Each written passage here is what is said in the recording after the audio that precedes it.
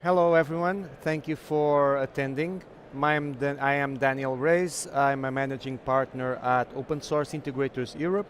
Open Source Integrators is a gold partner in North America, in the United States, and I am director for the European office. We are actually some of the projects we like to do is helping companies cross the Atlantic, helps US companies deploy business in the US or in Europe, or other way around, helping European companies to start their operations in the United States. And this is the case. So I'm talking to you about a project I like very much. So let's move on. Let's start learning a bit more about Yon-Ka. Yon-Ka is a family-owned business, third generation. They're in business for 70 years. They're founded in France, and were driven by a passion for botany, aromatherapy, and their line products were initially even for medical use, and they then evolved into professional skincare. So Yon-Ka is very targeted at the professional market on cosmetics. They were successful, expanded globally, and have a significant operation in the US, which we help them with Odoo. This is a bit about their website. You can see here a bit of what they stand for, their value. So their products are very much rooted in nature, in actual plant ingredients. So if you want to explore and read a bit more about them, they have a very interesting story and values. So where this all started? What's the business context? So for you to understand a bit what are the challenges around Yon-Ka, they have their own subsidiaries in multiple European countries plus the United States. On top of that, they have a network of distributors across Europe and other regions of the world.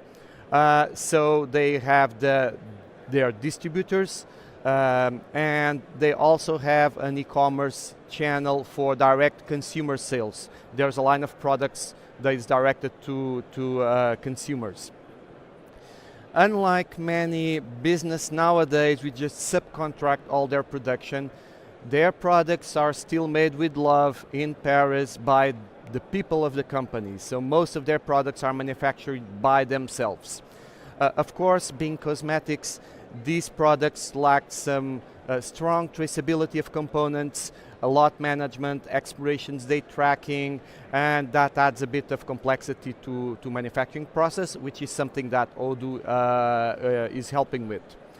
The other item they were struggling with is the paper-based record keeping, which was required for audit and for compliance purposes, and it's painful without a proper system. And finally, they were using multiple systems that were disconnected, meant duplicate entries on different systems, sometimes inconsistencies. So that's something that they were experiencing and wanted to improve on. So what are the business goals? Why implement a new system? Three broad categories. Number one, getting a single integration system that would replace all these different systems that business was working on top. That could also integrate with the newer e-commerce channels. So Yon-Ka implemented portal for their distributors. They could buy from there, and also their direct consumer sales channel. The other thing is having better business information, having timely sales and financial information. That was hard to gather because it was spread out through different systems. And another very important topic is having an accurate calculation of their industrial cost. That is key for their pricing, to understanding their margins, understanding keeping their business running. Basically, this is a key in the information for them. It was something that was hard to compute. And finally, at the actual operations production area, it's very important to have better planning, have a system that helps them do smarter forecasts, smarter production planning. These work with big batches that need to be planned months ahead of time, and even there, then you still need to plan the procurement of the ingredients month ahead of time. So why Odoo? Why did Yon-Ka end up choosing Odoo, feeling it was the right system? Well, the one-line answer is to get all business in one single system, of course. I think we know today that's one of the key selling points for Odoo, and that was the case. It was no exception.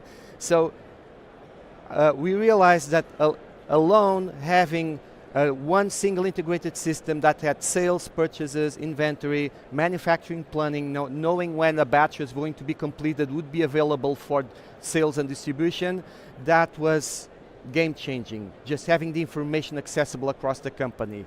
And that's without improving a single process. That's alone. That's already. The other challenge to have this is that to do this, we need something that supports multi-countries, multi-companies, multi-currencies, and multi-languages.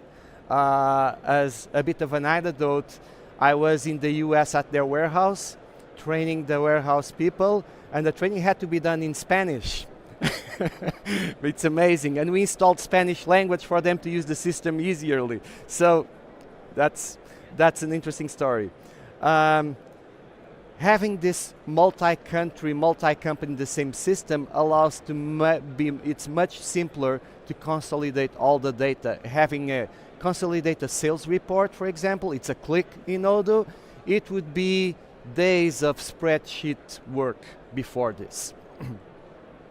And the ability to connect the sales from the e-commerce channels. In this case, Yon-Ka is using a Magento website for the professional customers and using a Shopify for the end consumers. Having all of these sales going into Odoo and then filling into the regular to a single fulfillment flow, that was also a very good optimization. The previous system they had did not have actual warehouse management, just MRP, basic MRP and stock management, but no per location barcode operations. That's something we could bring in with Odoo. And that same thing for production. Production planning was done in a spreadsheet, not in the system, and there was no capability to manage work centers, manufacturing operations, recording times, and all of these features are out of the box from Odoo and can be easily leveraged to make them work better. So, sharing a bit more of the details of the Odoo implementation. So this was the business context, the goals, the driving factors to go into this adventure. It's an adventure for any company to start an ERP project. It's not easy. So what was, starting with high level, what was the scope for the implementation? Based on the assessment we did initially, we decided to split the project into 3 phases. Actually 3+1, I'll explain it a bit. So phase 1 was really fixing the most urgent point. There was a very aging accounting system. It just did general ledger, basically, very simple. But it was running under Windows 98 in a virtual machine that no one knew if it would boot up the next time a restart would be needed. So this was very urgent. It was, on one hand, simple from the Odoo perspective because there had very little business flows. It had some complexity because we had to cover 5 different European countries, including UK. This was the phase 1, and it was good because it was a first introduction and people got to get familiar with Odoo, how it works. So it was a good starting project for the customer. This was 2024. This year, we closed earlier this year the US operations implementation. So their warehouse and base is out of the New Jersey, United States. And we were replacing 2 applications. So in France, we actually replaced 3 apps just with accounting. The base accounting app, the assets are managed on a separate software. It came into Odoo, and there were bank factoring applications that we implemented directly into Odoo. So the factoring exchange files with the bank would be directly generated from Odoo.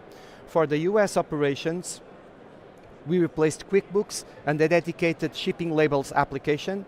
So everything of that is done into Odoo. Plus, we implement a detailed warehouse management system with detailed locations, a multi-step preparation workflows, separated workflows for business to business and business to consumer because they had different needs, different workloads.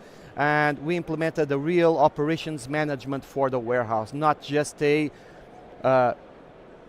stock quantity tracking system like there was before.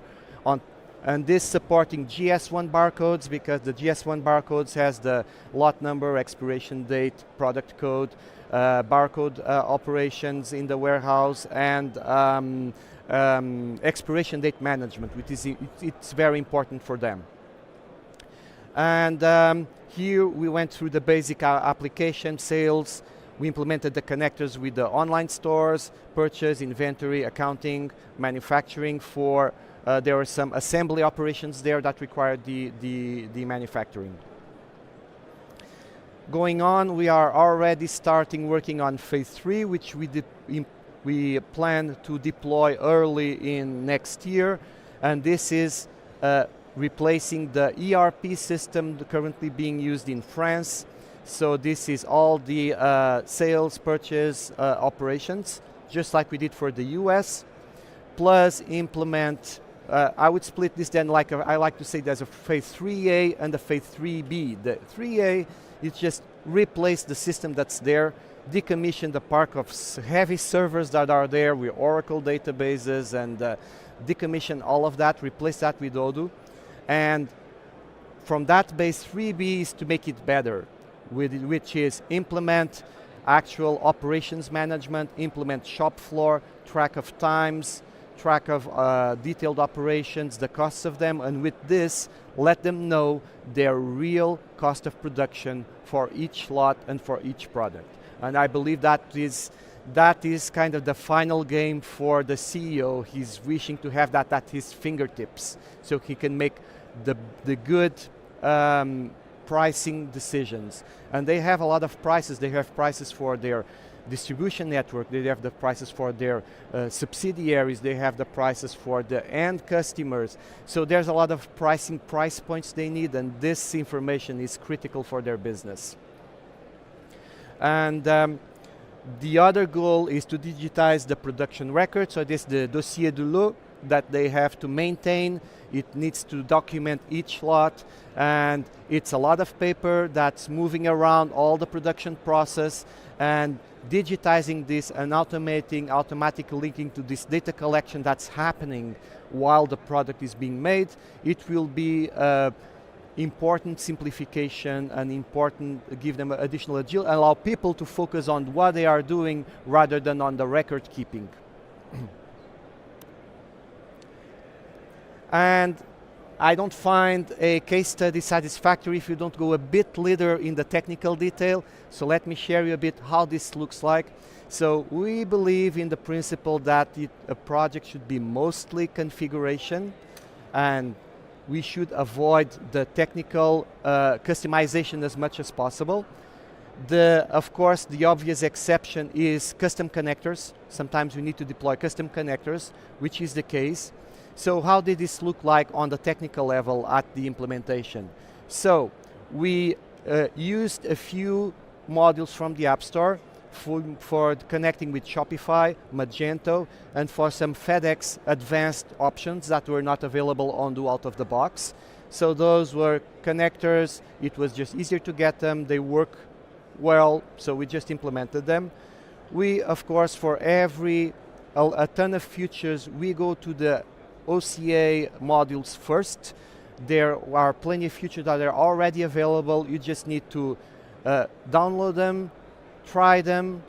You can test them with the customer. They do what you want. You reuse them, and a lot of times this is enough. So I made a statistic. We have 23 modules from 10 different repositories under the OCA. One of them is because this company works with old school suppliers. On the partner contact, it's adding the fax field to the partners. So that's still there. The fax still exists. It was a requirement at some point. Finally, what customizations did we have to do? We had to implement connectors for the legacy ERP. At phase 2 stage, sales are being made from the ERP imported into the accounting system.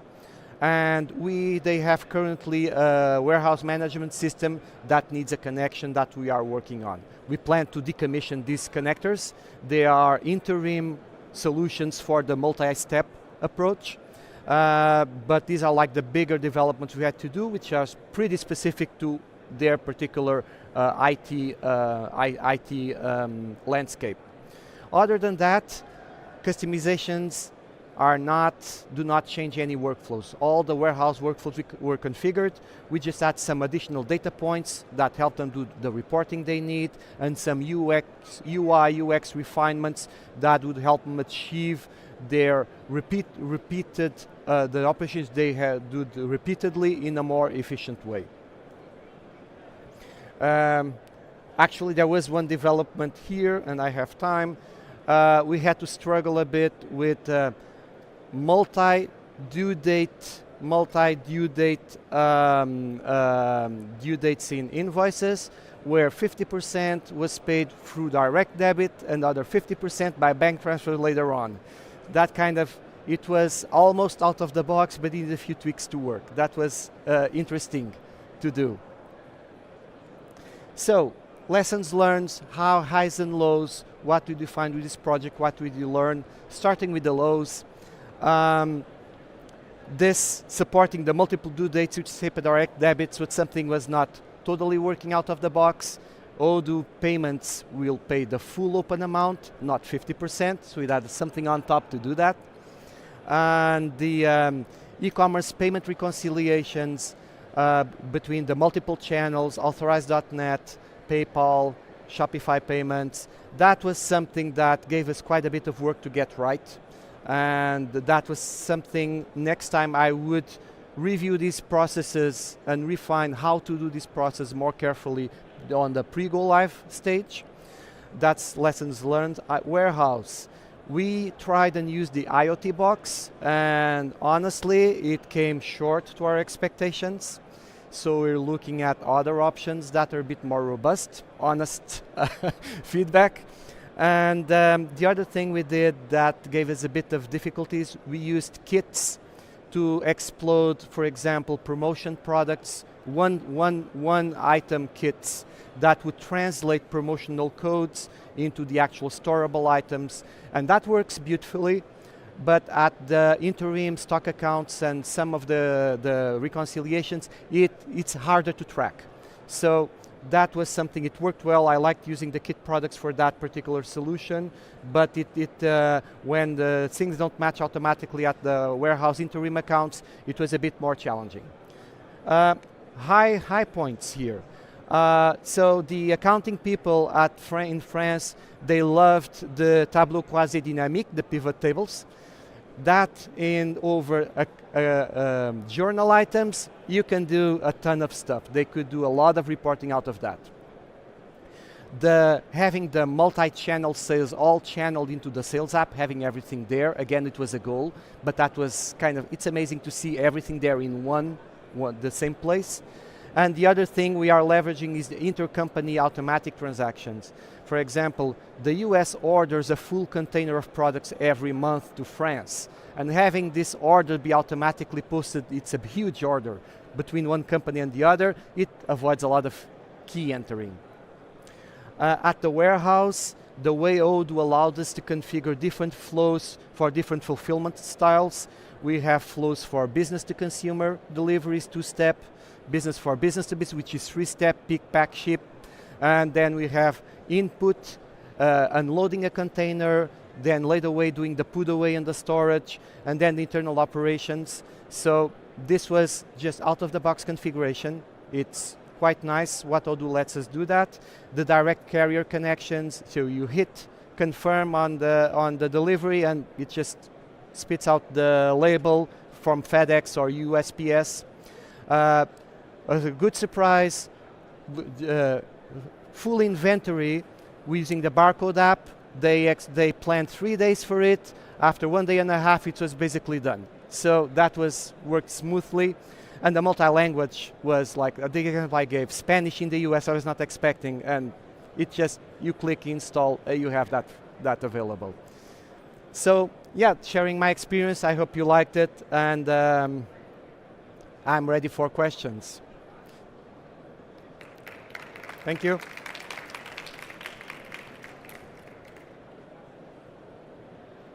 No question?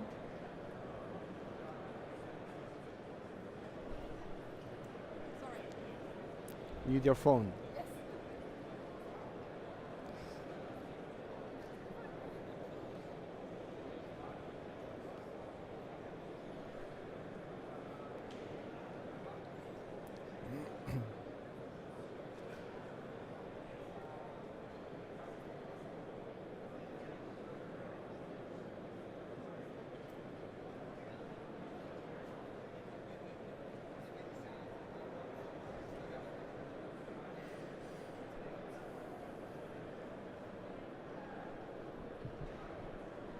Okay, can everybody hear me? Yeah? Okay, good. Thank you. All right, first question, which edition and version did you use? This was to start at 2024, Odoo 17. Thank you. And by the way, we are deciding if we migrate. The times we decided to do a migration before we did the full implementation, there were mixed feelings with that, so we probably prefer to finish phase 3 under 17 and then do a migration for 18 or 19. Thank you. The next one is not a question, rather a comment. Great talk, thanks for sharing your experience. Sorry? The next one is not a question, a comment. Great talk, thanks for sharing your experience. Thank you for being here. Next question, how many consultants and developers were involved in this project? Okay, so we believe in a model, there's a pair of two people leading a project, a lead consultant, more functional, and a tech lead, more technical. So that two people drive the project, and then they go on to other resources when you need to go faster or need to bring additional expertise. So there's a few other collaborators, but there's a core team of two people driving this. Okay, thank you. Next question, how many languages do you speak, and did you give training in the local languages yourself?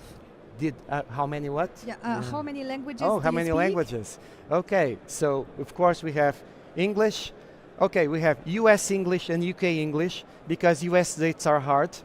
And we have French, of course, and we have ended up adding Spanish, which was unexpected. And I actually speak Spanish. So I found myself in the warehouse switching to Spanish, but one of the people only had English, and I had the warehouse manager translating my Spanish to English. Perfect, thank you. Did you consider Odoo Community Edition? Do you consider Community Edition? Yeah. By default, I usually suggest the Enterprise Edition. Number one, because you have vendor support. And I think that's important to you run your software on a supported software. Of course, I believe the Community Edition can perfectly work, but if you're running a professional business, you want to be safe, you want to be supported if something goes wrong, and I think it's important to have the vendor support. Number two, the Enterprise Edition does come with a ton of features that you don't need to worry about. Probably there are community alternatives, but it's just simpler and faster to implement. And the last question, from a change management perspective, what are the important key points? Okay, change that's a good question. So we do always what's called a mock go live, which we simulate the functioning of the system ahead of the go live week. We are on site during the go live week. In this case, I've missed having the final people doing the job more involved in the mock go live, because there were some people doing a bit of filtering, and then we'll explain my people. No, I think you want to talk directly to the people doing the work and training them during this mock go live. I think that will make it the go live week much smoother. That's number one. Number two, you do need to think of what we call hypercare. So the project does not end with the go live. It actually, a lot of it starts with the go live, especially from the customer point of view. So you need to be there. You probably need to plan a second on-site a few weeks after, maybe at month close. So yeah. Perfect. Thank you very much. Thank you. Thank you.